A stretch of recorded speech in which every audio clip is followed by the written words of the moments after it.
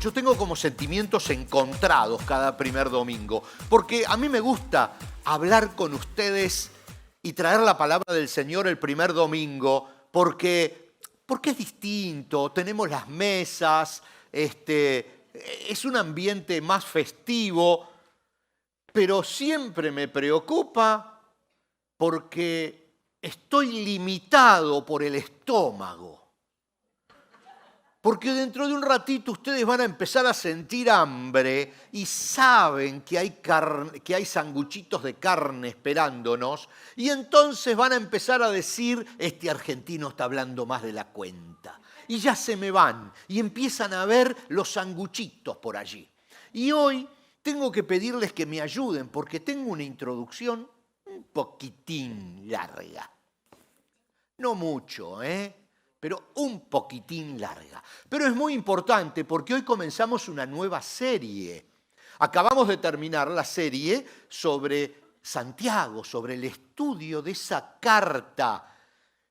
Quizás una de las primeras escritas en la nueva era, en la nueva era testamentaria, de Santiago, el hermano de Jesús, el medio hermano de Jesús. Lo vimos a fondo, fue lindo. Fue lindo, una carta difícil, pero lindo, con mucha. Hoy vamos a ver algún pasaje más de Santiago, pero ahora comenzamos algo que nos va a llevar a una aventura, porque empezamos con los evangelios, con el primer evangelio, con Mateo. La serie se llama A Dios lo que es de Dios, y vamos a ver muchas historias de Jesús. Vamos a ver mucho acerca de cómo Jesús se relacionaba con la gente. Pero Mateo, y acá viene la introducción, Mateo era un hombre raro, era un hombre especial. Hay una serie, hay una miniserie de Chosen que yo no vi realmente, que la voy a ver, pero me dicen que Mateo estaba personificado por un hombre muy introvertido, metido dentro de sí mismo, que se la pasaba tomando notas. Y ahora lo quiero ver, ahora me entusiasmé y quiero ver cómo los que escribieron eso interpretaron la vida de Mateo. Mateo, 28 años, quizás 29, muy relacionado con la historia de los arameos. Los arameos son descendientes de Aram, que era uno de los hijos de Sem, que era a su vez hijo de Noé. Y ellos vivían en lo que hoy podría llamarse Turquía. Y tenían como idioma el arameo. Y Mateo, por algún motivo, estaba muy relacionado con los arameos, y él hablaba arameo. Mateo significa en arameo matai, que tampoco tengo idea lo que significa, pero no importa, se los quería decir igual. Porque en realidad tampoco era Mateo, ahora van a ver, es bien complicado, pero bien interesante. Resulta que este era un hombre más o menos 28, 29 años, que había nacido en Capernaum. Ustedes no sé si recuerdan, pero si no los pongo enseguida en autos. Capernaum era la ciudad donde muy probablemente vivía Jesús. Y era la ciudad donde Jesús comenzó su ministerio en la tierra. Allí en Capernaum vivía también Pedro, con su suegra. Ustedes se acuerdan de ese temita de la suegra, ¿no?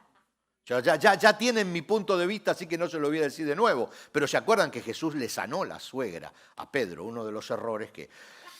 Y allí, en esa ciudad, que era una ciudad muy importante, por eso Jesús la eligió, porque era el camino entre dos puntos muy comerciales que eran Siria y Egipto. Egipto abajo, Siria arriba, Capernaum en el medio, y las caravanas iban de un lado a otro, y gente de muchas partes del mundo pasaban por esa ciudad Capernaum. Así que era muy estratégica la ciudad, y por supuesto Jesús entendía esos conceptos, era muy estratégico comenzar su ministerio allí, porque le iba a hablar a gente que hoy está acá en Capernaum, pero mañana estaba en Egipto, pasado estaba en Siria, después se iba a otros lados, y así la palabra del Señor se iba desparramando. Hay muchos contextos en todo eso, pero hablando otra vez de Mateo, trabajaba para el gobierno. Bueno, acabo de prender el timer, me había olvidado, así que esta partecita la dejamos. Ustedes ya saben, cuando me olvido el timer, empezamos ahora de cero. Trabajaba para el gobierno y resulta que era cobrador de impuestos, pero cobrador de impuestos para el Imperio Romano, que eran los que gobernaban o habían tomado posesión de todo Israel. O sea que le cobraba los impuestos a los israelitas, era el israelita, le cobraba a los israelitas para dárselo a los romanos. Traidor, ojo, era una persona prácticamente despreciada por el resto de sus compatriotas. Fíjense que, para ubicarnos, Mateo 9:9 dice, mientras caminaba Jesús, vio a un hombre llamado Mateo sentado en su cabina de cobrador de impuestos. Cuando Jesús lo descubre a Mateo, estaba con las manos en la masa, estaba cobrando los impuestos a la gente. Y después Lucas en este caso, Lucas nos cuenta, en otro de los evangelios, el doctor Lucas, nos cuenta lo que la gente sentía por estos cobradores de impuestos. Y dice Lucas 18:10, 2 hombres fueron al templo a orar, uno era fariseo, está hablando de otra cosa Lucas, pero miren lo que dice, y el otro era un despreciado cobrador de impuestos. Está clarito, está en la Biblia, Lucas 18:10. La gente lo despreciaba a los cobradores de impuestos y entre ellos, por supuesto, lo despreciaba a Mateo. Originalmente el nombre era Leví, hijo de Alfeo. El nombre de Mateo era Leví y probablemente Jesús le cambió el nombre cuando él se hizo su discípulo. Fíjense que Jesús le cambió el nombre también a Saulo de Tarso, porque Saulo tenía una historia horrible. Entonces dijo, tu historia quedó atrás, ahora eres Pablo, porque en Cristo todas las cosas son hechas nuevas. Allí en Apocalipsis dice que a cada uno de nosotros nos dio un nombre nuevo. Qué lindo pensar que todo lo que hicimos quedó atrás y Dios nos tiene un nombre nuevo a cada uno de nosotros. Y a Leví le cambió el nombre. Ahora sí, Marcos, otro de los evangelistas, en el 2:14 dice, mientras caminaba Jesús, vio a Leví, hijo de Alfeo, sentado en su cabina de cobrador de impuestos. Mateo estaba sentado, como ya habíamos leído antes, pero ahora vemos que Marcos lo llama por el nombre que tenía antiguo. Vio a Leví, hijo de Alfeo, sentado en su cabina de cobrador de impuestos y le dijo, sígueme y sé mi discípulo. Le dijo Jesús, entonces Leví se levantó y lo siguió. Qué fabuloso. Ahora te llamas Mateo. ¿Saben lo que significa Mateo? Lo tengo aquí. Don del Señor. Mateo significa regalo del Señor. Regalo del Señor. ¿Cuál sería el don de Mateo, digo yo? Él era un anotador. Él tomaba notas de todo. Porque, imagínese, no había computadora. Había que llevar una libreta con notas de quién había pagado el impuesto, de cuánto había pagado, de qué día lo había pagado. Había que darle un recibo y el que no pagó tenía que figurar ahí con una cruz roja o algo así.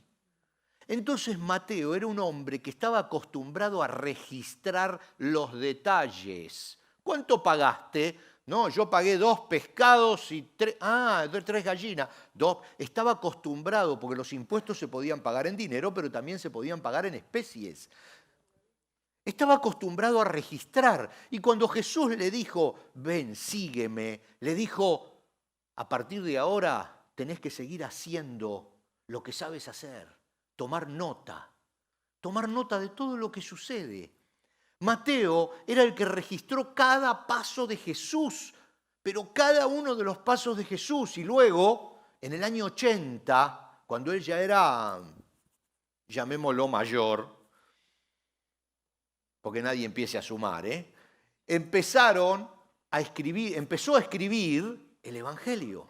Quizás con ayuda de alguien, empezaron a pasar todas esas notas que estaban en arameo a lo que hoy tenemos como el Evangelio según San Mateo. El primero de los evangelios. Pero hay un punto más en esta introducción que quería hacerles de Mateo. Cuenta la Biblia, y se los voy a leer, que lo primero que hizo Mateo cuando comenzó a seguir a Jesús es decírselo a todos sus amigos.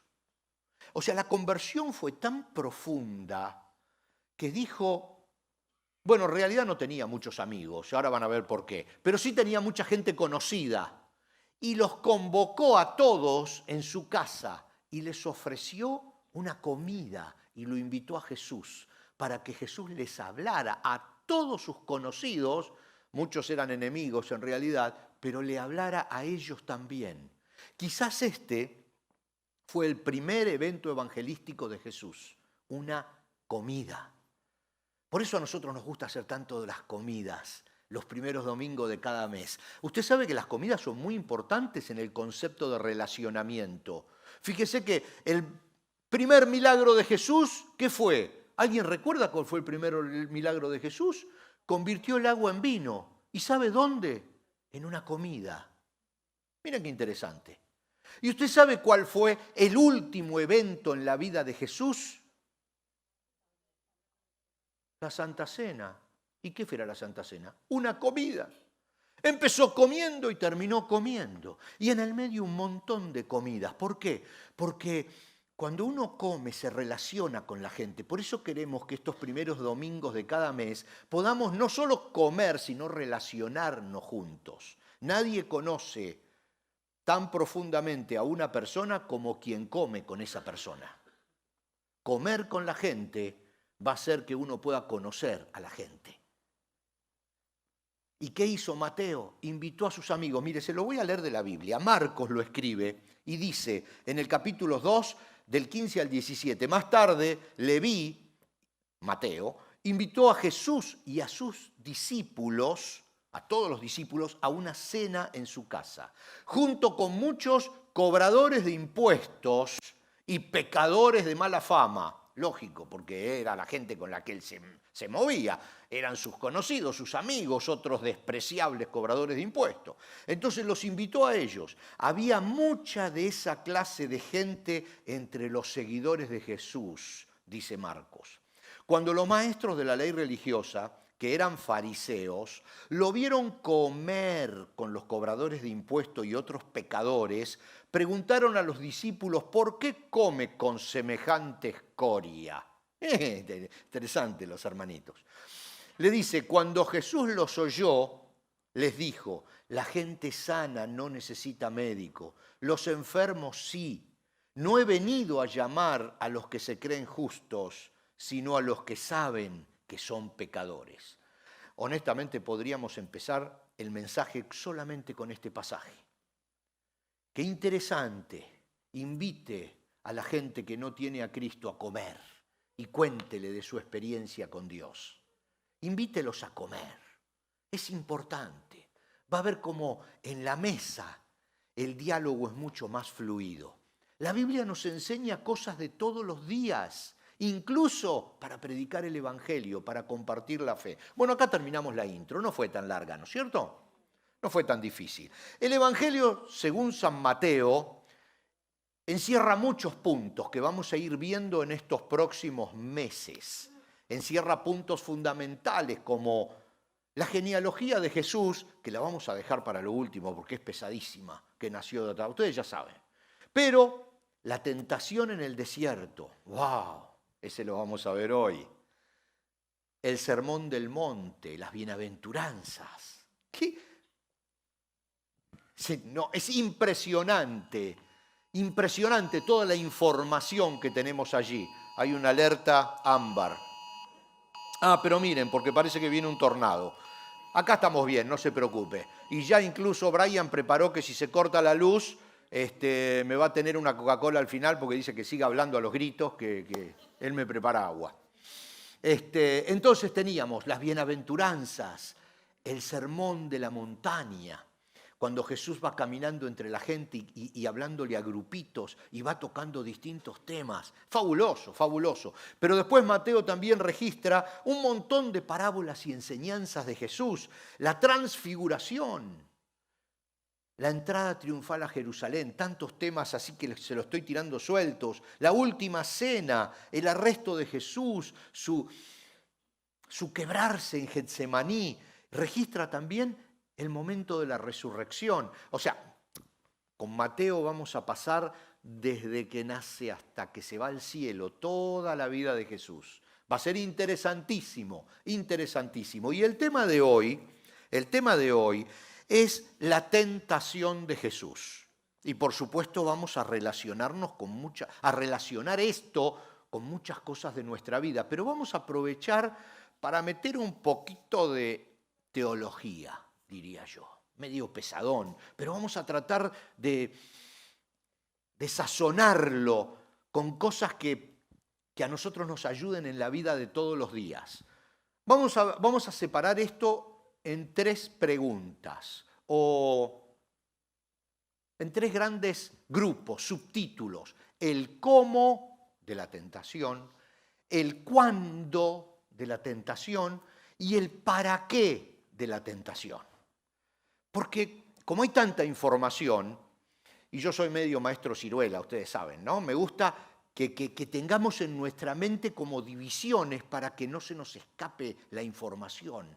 Entonces vamos a centrarnos ahora en el cómo.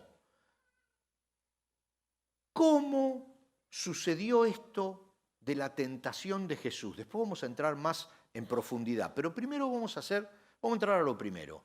El diablo mismo en persona tuvo que ir a tentar a Jesús. Y después vamos a ver cómo nosotros sacamos enseñanza de eso. ¿Por qué? Miren, acá tengo un pasaje en Santiago 1, 14 y 15. Vamos a leerlo. La tentación viene, Santiago nos está hablando a nosotros, a usted y a mí. Dice, la tentación viene de nuestros propios deseos, los cuales nos arrastran, nos seducen, y de esos deseos nacen los actos pecaminosos y el pecado, cuando se deja crecer, ese pecado da a luz la muerte. Acá Santiago está hablando de usted y de mí, cómo nace el pecado. Y dice, nace cuando cedemos a la tentación, que nace la tentación de nuestros propios deseos. Ok, con Jesús no fue así. ¿Por qué? Porque Jesús no tenía ese hombre chiquito malo adentro. No digan que es argentino ese hombre chiquito. Pero no nace porque Jesús no lo tenía. Su naturaleza era pura, era santa. Entonces la tentación no pudo nacer de él mismo. La tentación fue externa, tuvo que venir el diablo en persona a tentar a Jesús. ¿Saben cuál es el otro ejemplo bíblico, el único que tenemos en la Biblia del diablo yendo a tentar a alguien? Cuando tentó a Eva. ¿Por qué? Porque Eva había sido recién creada por Dios y no tenía ese pecado dentro. Entonces tuvo que venir el diablo en persona, en la forma de la serpiente. Usted conoce la historia, está en Génesis 3. ¿A qué? A tentar en forma directa a Eva. Pero luego, una vez que Adán y Eva cayeron en pecado, el pecado ya forma parte de nuestra naturaleza. La raza humana se equivocó. Por eso el diablo no necesita venir y hablarte en el oído, porque ya está adentro, es esa raza caída. Y por eso Santiago dice, a Jesús el diablo vino en persona, pero a nosotros no necesita venir en persona. Entonces, ¿cuál es nuestra pequeña enseñanza o pequeña gran enseñanza aquí? Basta de esconder al pecador en la piel de una víctima.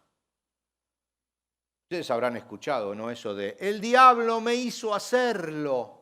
Habrán escuchado, perdón, hermanos, perdón. El diablo me engañó y me hizo pecar. Él tiene la culpa. Oremos para que me deje.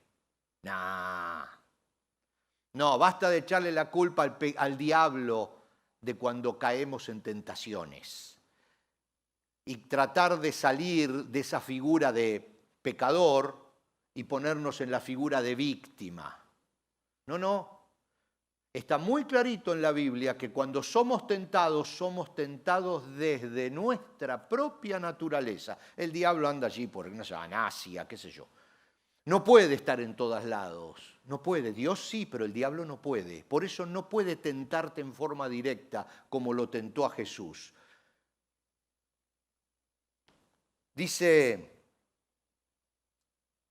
Gálatas el apóstol Pablo en 5:17, la naturaleza pecaminosa nuestra, dice, desea hacer el mal, que es precisamente lo contrario de lo que quiere el Espíritu. Y el Espíritu nos da deseos de oponernos o se opone a lo que desea la naturaleza pecaminosa. El Espíritu que está en nosotros también está en nosotros cuando le abrimos el corazón a Cristo y se opone a esa naturaleza pecaminosa. Dios jamás te va a tentar, pero sí te puede probar. Este es otro de los puntos importantes que nosotros sacamos de esta enseñanza. Santiago otra vez dice, cuando sean tentados, dice, acuérdense de no decir Dios me está tentando. Dios nunca es tentado a hacer el mal y jamás tienta a nadie. Pero sí Dios puede probarte. La prueba es algo que tú puedes y debes superar para crecer. Es una prueba que Dios sí puede probarte para que crezcas. Te da la fuerza para superarlo, pero la tentación es algo planeado y ejecutado para hacerte caer, no para hacerte progresar, crecer, superarte. La tentación es algo planeado para hacerte caer. Por eso nosotros entendemos que tenemos que trabajar y al final vamos a ver unos consejos bíblicos para trabajar este problemita de la tentación. ¿Cómo lo tentó a Jesús? Y a Jesús tuvo que venir en persona. Tuvo que venir el diablo en persona. Pero a nosotros no. Nosotros el mal los tenemos dentro. Así que una de las primeras enseñanzas de hoy es: no le eche la culpa al diablo de las cosas malas que usted está haciendo. Porque echándole la culpa al diablo, usted queda como tranquilo de mente y corazón. Y no es así, no es así. Nosotros tenemos que luchar sabiendo que desde adentro tenemos ese tironeo a hacer las cosas que no nos convienen. Pecar significa errar. Pecar significa equivocarse, pasar una línea marcada que nos haga caer. Básicamente, pecado significa errar. Errar a lo que Dios tiene pensado para nosotros que nos quiere. Dios tiene pensado algo bueno para nosotros. Pecar es no ir en ese camino, en ese destino. A veces la palabra pecado es demasiado grande, parece muy... No, pecado es meter la pata, equivocarse. Y siempre en nuestra contra va a ser. Así cuando hablemos de pecado, usted piense en que hay un objetivo que Dios puso para sus hijos y que nosotros, en lugar de apuntar a ese objetivo y caminar hacia ese objetivo, nos desviamos, a veces mucho, a veces poco, pero nos desviamos.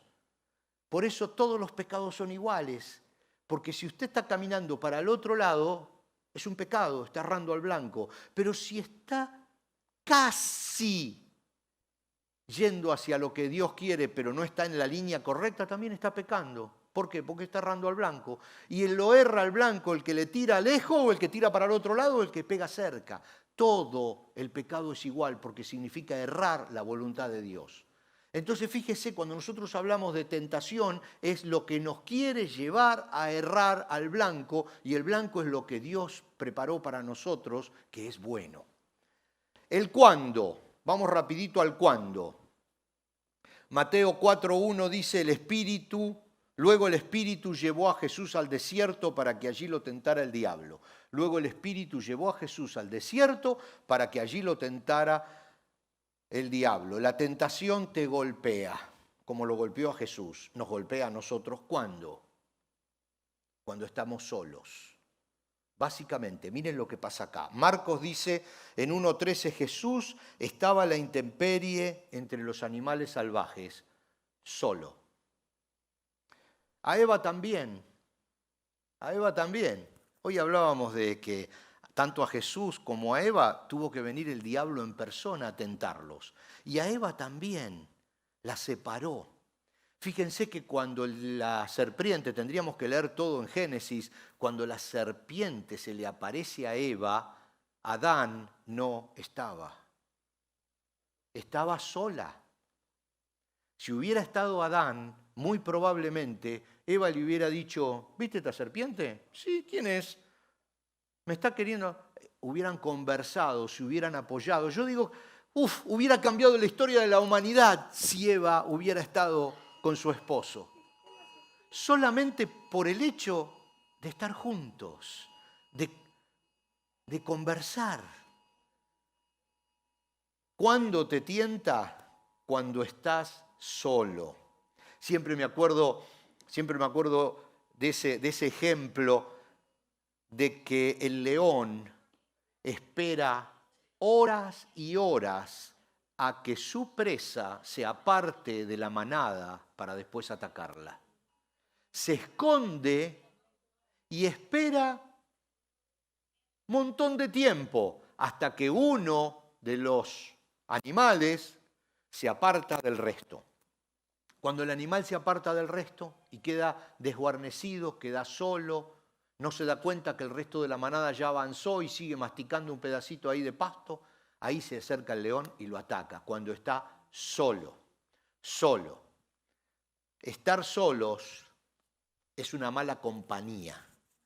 Y miren, cuando nosotros vemos en la historia de la Biblia, en la historia bíblica, vemos que Jesús mandó a sus discípulos de a dos. Interesante. Le dijo, vayan de dos en dos. No vayan solos, vayan de dos en dos. No dejen de congregarse, dice la Biblia. No dejen de estar juntos, no dejen de venir a la iglesia. No dejen de enviarse textos, aunque sea eso, un WhatsApp. No dejen de orar los unos por los otros, no dejen de juntarse en un grupo pequeño. Son todas cosas que voy sacando de lo que dice la misma palabra cuando dice no dejen de congregarse. Nuestro círculo íntimo, la familia, los amigos, los compañeros del grupo pequeño son realmente la protección. Cuando el diablo tentó a Jesús, cuando estaba solo. ¿Y qué otra característica? Cuando estaba débil. Solo y débil. Miren lo que dice Lucas, 3 versículos del capítulo 4. Dice, Jesús volvió del Jordán lleno del Espíritu Santo y fue llevado por el Espíritu al desierto. Y allí estuvo 40 días y el diablo lo estuvo poniendo a prueba. Como durante esos días no comió nada, pasado ese tiempo tuvo hambre. Entonces el diablo le dijo, si eres hijo de Dios, di a esas piedras que se conviertan en pan. Ojo, no lo tentó en el día 22, ni en el día 14, ni en el día 8. Lo tentó el último día, en el día 40, cuando estaba muerto de hambre. ¿Y con qué lo tentó? Lo primero que lo tentó, no lo tentó con ropa, ni lo tentó con comida. Con comida. ¿Por qué? Porque tenía hambre. Cuando estés débil te va a golpear con lo que más te duele. No lo golpeó con otra cosa, lo golpeó con comida y en el momento crítico de la depresión, en el momento más bajo. Depresión es como, yo lo expliqué un par de veces, tú te pones una mochila, un backpack, ¿eh? No, ¿cómo es que se dice? Backpack. Bueno, es una mochila. Tú te pones esa mochila y de pronto tienes un problema. Es como que agarras un bloque de cemento y te lo meten dentro de la mochila. Y vos dices, ¡pah! Pero sigues caminando. Para eso está la mochila, para aguantar peso. Pero todavía no pudiste sacarte ese bloque de la mochila y vienen y te meten otro más. ¡Sepa! Y ahí ya son 2 bloques, porque no pudiste sacar el primero y ya te metieron el segundo, y ya empiezan tus rodillas a doblarse un poquito. Y no va que te meten un tercer problema. Porque ustedes conocen ese dicho que dice sobre llovido mojado. Y te meten un tercer bloque de cemento y todavía no pudiste sacar ni el primero ni el segundo y te cayó el tercero. ¿Sabe lo que significa eso? Depresión. Ahí es cuando sientes que la espalda se dobla. Ahí cuando sientes que ya nunca más vas a poder desprenderte de los problemas. Allí es cuando sientes que te estás cayendo porque estás en tu punto más bajo, el punto más débil. Es allí cuando va a venir la tentación.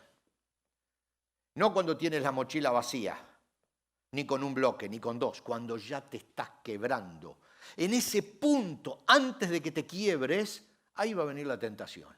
En ese día 40, cuando el hambre sea insoportable, cuando tengas un montón de problemas, ahí va a venir la tentación.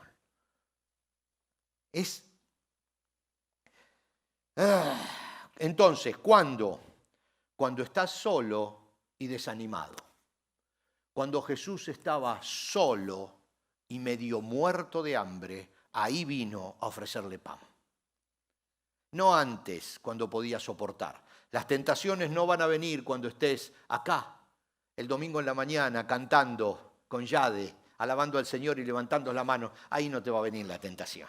La tentación te va a venir el lunes a la noche, el jueves, cuando tengas problemas, cuando estés débil. Y ya vamos a encontrar cuáles son los puntos que la Biblia nos dice para fortalecernos. Ahora vamos a ver el otro punto, el para qué. El para qué. Lo tenemos quizás en pantalla como para ir recordando. El para qué. Jesús debía cumplir su parte como hombre. ¿Para qué? Para entenderte. Para entenderte. ¿El para qué? Para entendernos. Dice Hebreos 4:15, porque no tenemos un sumo sacerdote que no pueda compadecerse de nuestras debilidades, sino uno que fue tentado en todo según nuestra semejanza, pero sin pecado. Sin pecado antes de ser tentado y sin pecado después, pero sí sufrió la presión del pecado. Sufrió la presión no del pecado, de la tentación. Por eso nos conoce de adentro y sabe cómo sufrimos. Porque Él sufrió lo mismo. ¿Por qué? Porque Él estaba desesperado por convertir esa piedra en pan. Se le caían las lágrimas por convertir esa piedra en pan. Porque hacía 40 días que no comía. Porque casi no se podía levantar de la debilidad, de la angustia. Era la última Coca-Cola del desierto, imagínense. Él conoce nuestro sufrimiento. Por eso fue tentado allí en el desierto, para conocer. Dice Hebreos 2:18 también, puesto que Él mismo sufrió la tentación, puesto que Cristo mismo sufrió la tentación, es poderoso para ayudar a los que son tentados. ¿Para qué? Para entenderte. No es un Dios lejano, es un Dios cercano. Entonces vimos el cómo, el cuándo y el para qué de ese momento que Jesús tiene que vivir cuando termina sus 40 días de ayuno en el desierto antes de empezar su ministerio en la tierra. Apenas Juan el Bautista lo bautiza, él va al desierto para ser tentado. 40 días para aprender cómo vive un hombre, lo que sufre un hombre. Y lo entendió y lo vivió en carne propia. Entró sin pecado y salió sin pecado. Pero ¿quién le quita lo bailado? Él aprendió. Él ahora sabe cómo tú y yo sentimos. Pero si ahora vamos a enfocarnos en estos últimos minutos en nuestras tentaciones. Estamos en medio de una guerra, definitivamente, porque, diría el apóstol Pablo, está peleando nuestro antiguo hombre, naturaleza de pecado, con nuestro nuevo hombre, el espíritu que vive en nosotros. Vivimos en una guerra. Las tentaciones son fuego amigo. ¿Fuego amigo qué significa? Que las balas no vienen del enemigo, vienen de nuestros compañeros. Es una expresión, no sé, militar. Fuego amigo significa cuando te tiran tus propios compañeros. Bueno, las tentaciones nos tiramos nosotros mismos, son balas que nosotros nos tiramos a nuestros pies. No le echemos la culpa a nadie más, somos nosotros mismos, de nosotros mismos nace la tentación. Pero ojo que es mucho más fácil poder controlarlas. Es fuego amigo, acá no tiene nada que ver el diablo, no le eche la culpa al diablo. Entonces, sí, el diablo la tiene originalmente, por supuesto, es el mal, pero ya nos ganó como raza. No es que va a venir y va a decir, escúchame, hace esto. No, somos nosotros mismos. Por eso además podemos y tenemos el Espíritu Santo en nosotros que nos ayuda a controlar eso y salir de eso. Entonces, estamos en una guerra, son balas, las tentaciones son balas que nos pegan por la espalda. ¿Nos pegan cuándo? Cuando estamos solos y cuando estamos débiles. ¿Y para qué? Para que fracasemos. Las tentaciones son para que fracasemos. Esto es muy clave. Una tentación es algo planeado y ejecutado para hacerte fracasar. Sí, por vos, para que vos fracases. Por ti, para que tú mismo fracases. Son fuego amigo. La tentación tiene como objetivo que caigamos, pero ojo, no es la caída. No es la caída. Miren lo que dice el apóstol Santiago en el capítulo 1, versos 14 y 15. La tentación viene de nuestros propios deseos, los cuales, dicen, nos seducen y nos arrastran. De esos deseos, primero la tentación viene de nuestros deseos. De esos deseos nacen los actos pecaminosos, o sea, cometemos lo que está mal. Y luego el pecado, o sea, la permanencia en eso que está mal. Pero dice, cuando se deja crecer, da a luz la muerte. Pero no es así tan rápido esto. El pecado es un proceso que comienza con un simple mal pensamiento, con una pequeña tentación producida por nosotros mismos,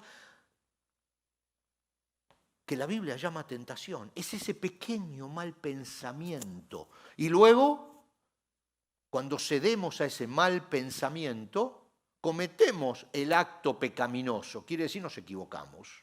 Nos equivocamos. Y luego, ¿qué hacemos? Permanecemos en el error.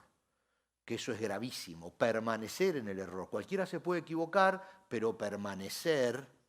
Como era, había un dicho viejo que decía, el sabio puede caer sentado en un hormiguero, pero no permanece en él. El tonto cae en el hormiguero y se queda sentado. Algo así era.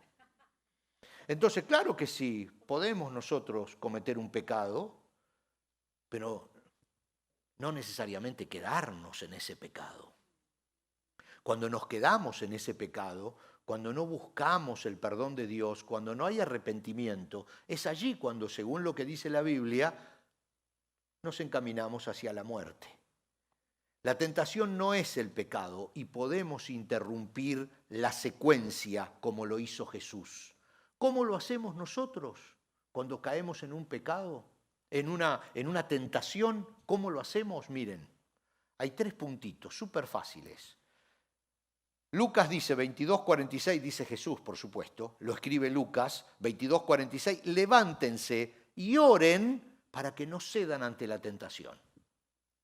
O sea, todos podemos tener la tentación de hacer algo malo, de cometer un pecado. Todos podemos tener la tentación de quedarnos con lo que no nos corresponde. Todos podemos tener la tentación. Ojo, oren para que no cedan ante esa tentación. O sea, lo primero es la oración. Luego, la resistencia activa. Mire lo que dice en Mateo en el capítulo 4, versos 10 y 11. Vete de aquí, Satanás, le dijo Jesús, porque las Escrituras dicen, adora al Señor tu Dios y sírvele solo a Él. Y entonces el diablo se fue y llegaron los ángeles a cuidar de Jesús.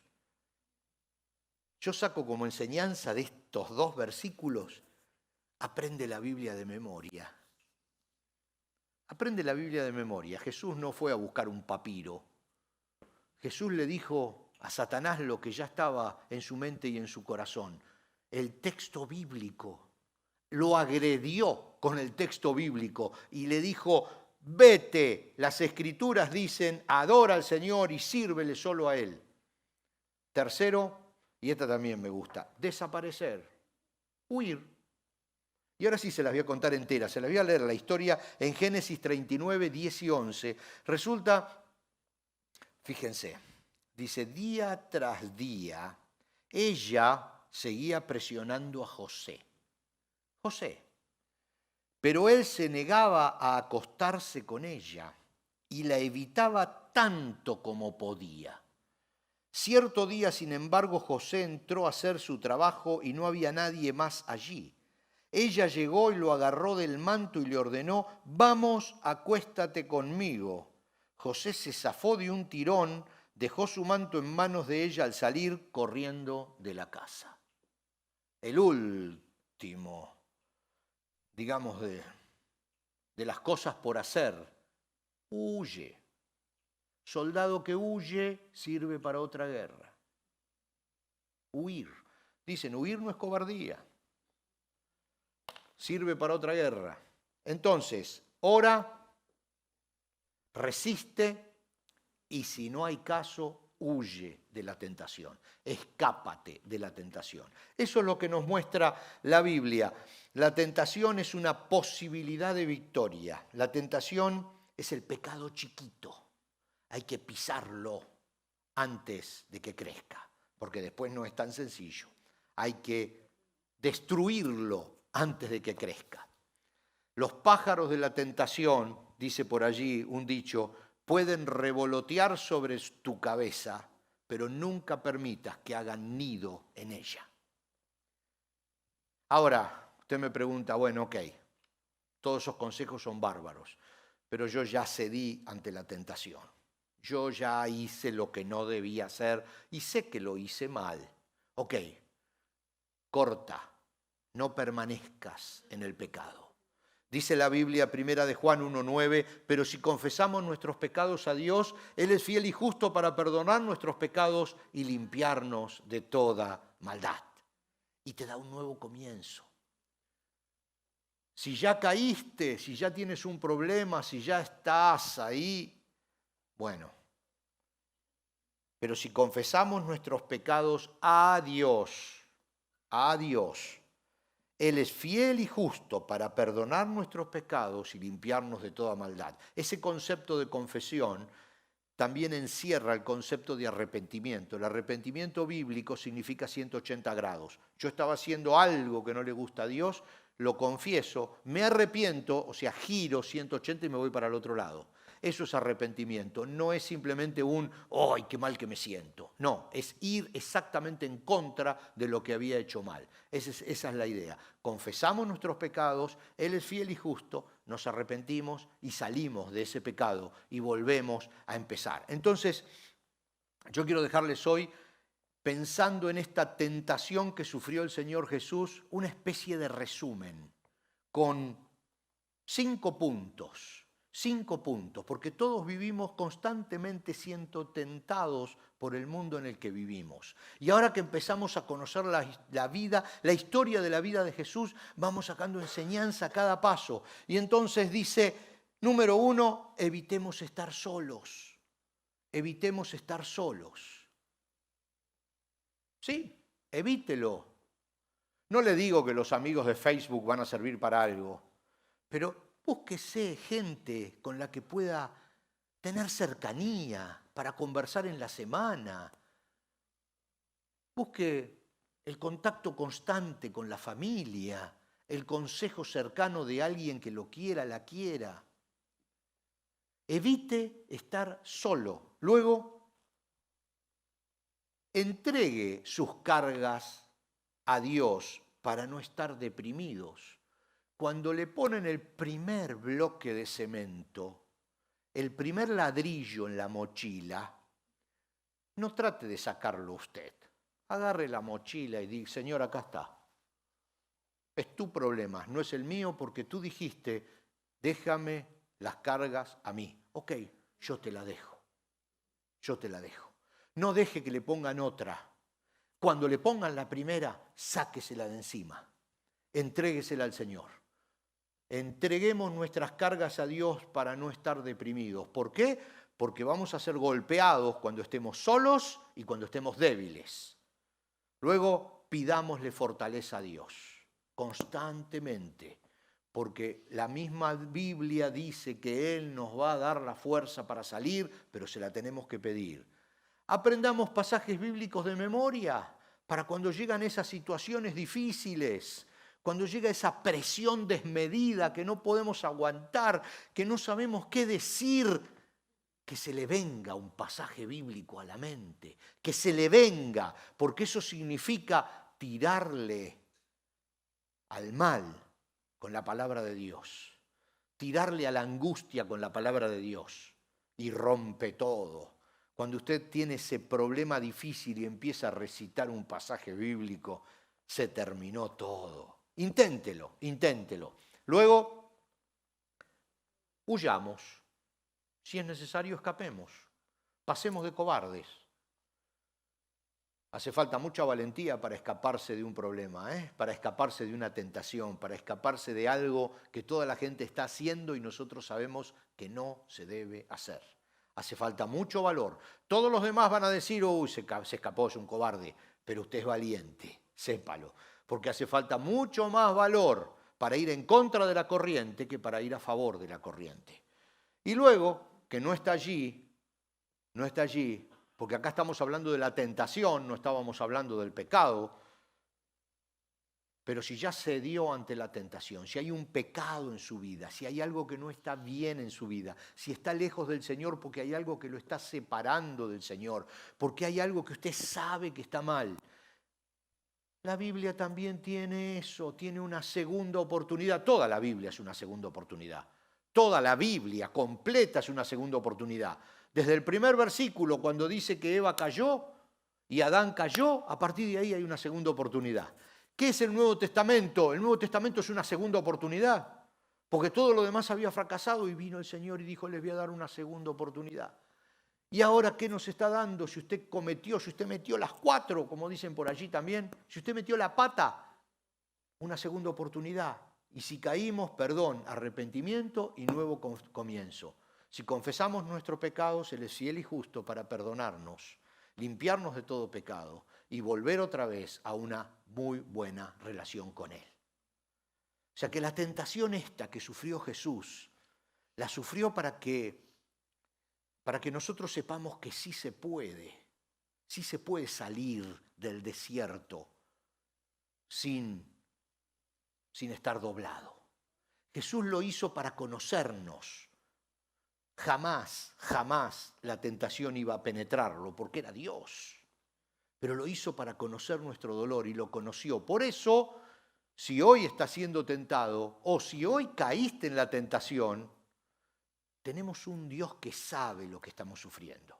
Y como sabe lo que estamos sufriendo, nos da una salida. Yo le quiero pedir a Yade, que no la estoy viendo, pero sé que está por allí, que pase. Porque vamos ahora a tener un momento íntimo. Un momento donde cada uno de nosotros va a mirarse hacia adentro. O al menos nos gustaría que todos nos miremos hacia adentro. Vamos a compartir juntos, antes de almorzar juntos, vamos a recordar la última cena del Señor Jesús. ¿Qué pasó en esa última cena?